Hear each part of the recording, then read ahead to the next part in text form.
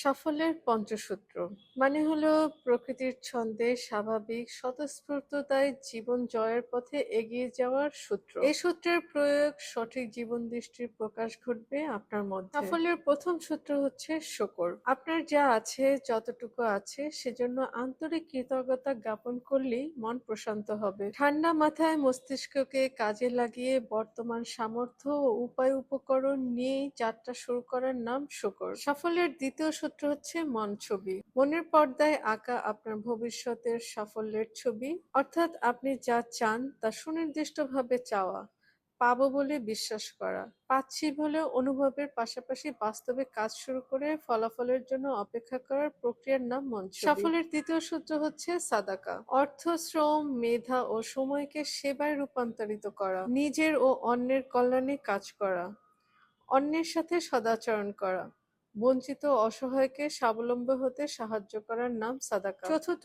সূত্র হচ্ছে সবর। বিজয় না আসা পর্যন্ত প্রতিকূলতার বিরুদ্ধে ঠান্ডা মাথায় নীরব সংগ্রাম। জীবনের লক্ষ্য অর্জনে হিজরত অর্থাৎ সর্বস্ব ত্যাগ করতে প্রস্তুত থাকা। আর শেষ সূত্র হচ্ছে সংজ্ঞায়ন। একা কাজের চেয়ে সবাই মিলে কাজ করলে অর্জনের পরিমাণ হয় বেশি। সবাই মিলে কাজ করলে দ্রুত হয়, ভুল কম হয়। পারস্পরিক সমমর্মিতা বাড়ায় আনন্দ। আমির পরিবর্তে আমরা চেতনাযুক্ত হওয়ার সামগ্রিক কল্যাণ বাড়ে, ব্যক্তির অর্জনও হয় বিশাল।